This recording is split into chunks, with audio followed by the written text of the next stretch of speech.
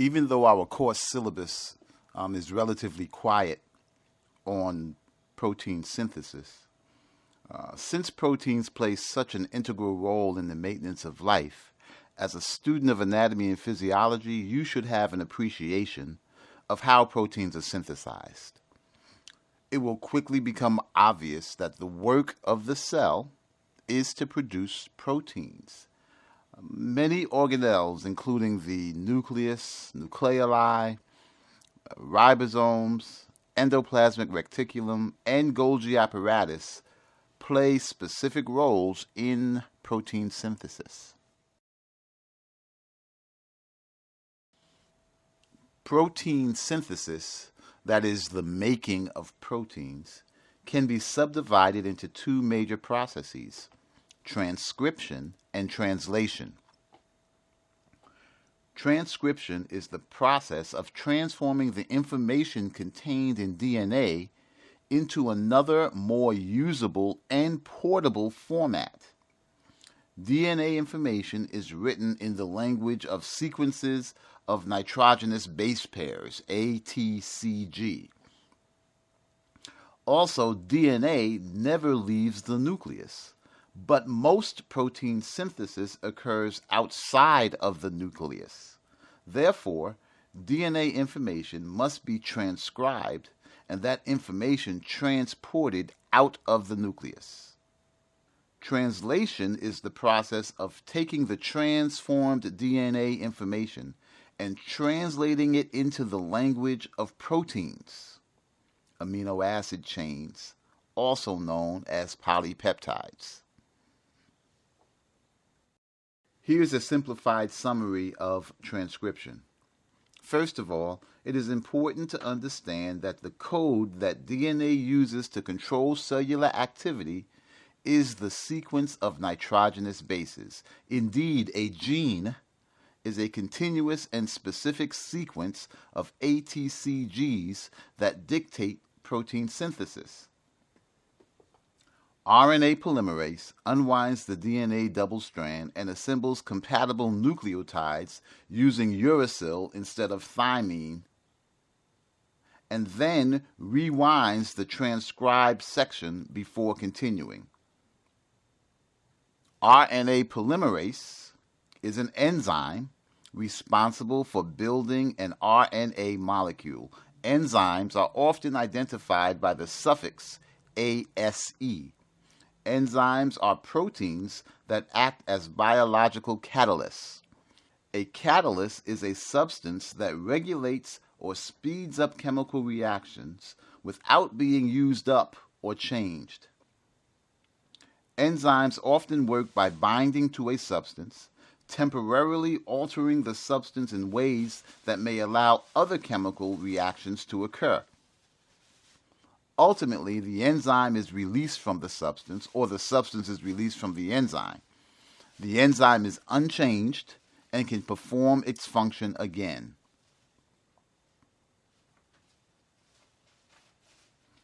This single strand continues to be synthesized until it reaches a sequence of nucleotides that halts the synthesis process and the single strand is released. This single-strand nucleic acid is called mRNA or messenger RNA because it now carries the message of the DNA. The mRNA is finished or modified by proteins and other chemicals in the nucleoplasm, and transcription is concluded. Facilitated by other protein molecules, the RNA leaves the nucleus through a nucleopore.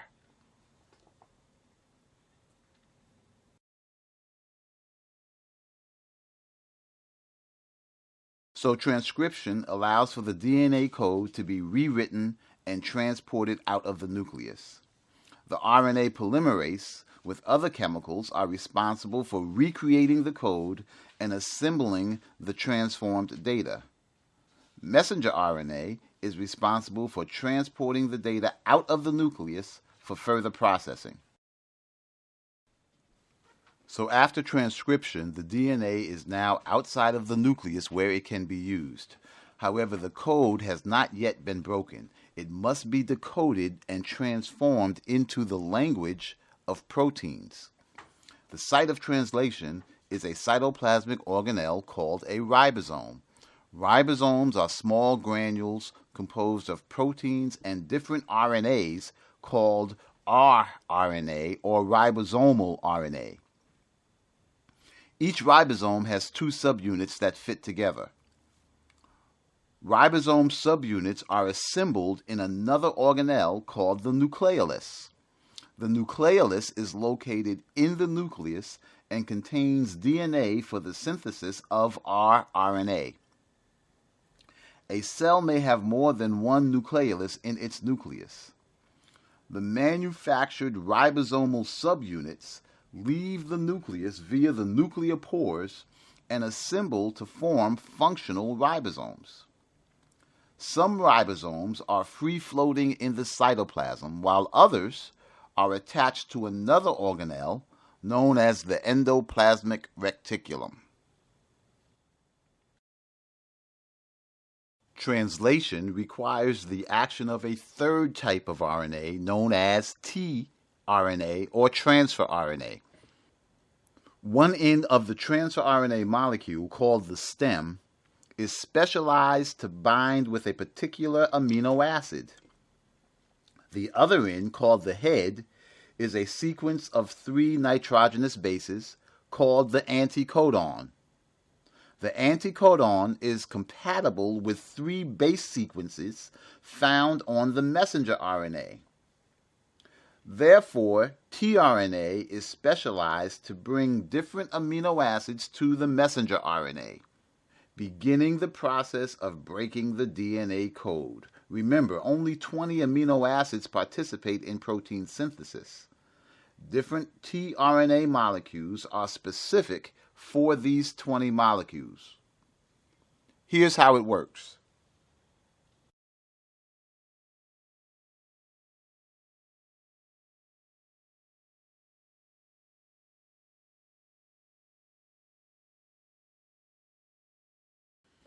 A small ribosomal subunit binds to a transfer RNA molecule known as initiator RNA and then to messenger RNA. The small unit moves along the messenger RNA until it encounters a compatible base sequence, which is a start code. The tRNA binds to the start code sequence, and a large ribosomal subunit binds with the small one. The messenger RNA is now firmly sandwiched within a groove between the large and small ribosomal subunits. Transfer RNA, with compatible amino acids found in the cytoplasm, brings the amino acid to the messenger RNA, where it is ultimately bound to the previous amino acid, resulting in a growing peptide chain. Ultimately, a stop code is reached. The polypeptide chain is released from the ribosome, and the ribosome subunits separate.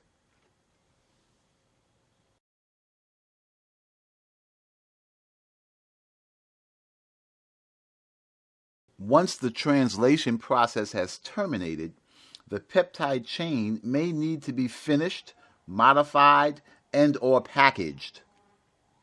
Other organelles play these roles. The endoplasmic reticulum is a system of interconnected tubules and membranes that enclose fluid-filled cavities called cisterns. This network coils throughout the cytosol and is continuous with the outer membrane of the nuclear envelope. There are 2 types of endoplasmic reticulum, rough and smooth. The external surface of rough endoplasmic reticulum is studded with ribosomes, the site of protein translation. Assembled proteins tunnel into the endoplasmic reticulum where they are modified and transported. The smooth endoplasmic reticulum is continuous with rough endoplasmic reticulum. It does not have any ribosomes on its external surface. It contains and transports critical cellular enzymes. The Golgi apparatus consists of flattened, membranous sacs. Its major function is to modify, concentrate, and package proteins and lipids assembled in the rough endoplasmic reticulum for export out of the cell. Membrane-enclosed molecules that pinch off the walls of the rough endoplasmic reticulum fuse to the Golgi apparatus, and the molecule is transferred. Inside the Golgi apparatus, the protein is modified. Carbohydrates may be added or deleted. Phosphate groups may be added. Other peptide chains may be bound together. The Golgi apparatus then repackages the finished molecule, and vesicles containing the molecule are pinched off and ultimately transported out of the cell.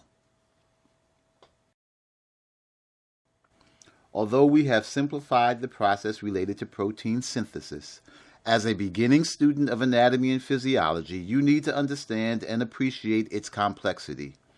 You should also appreciate that cells, especially during their period of most growth, constantly produce proteins.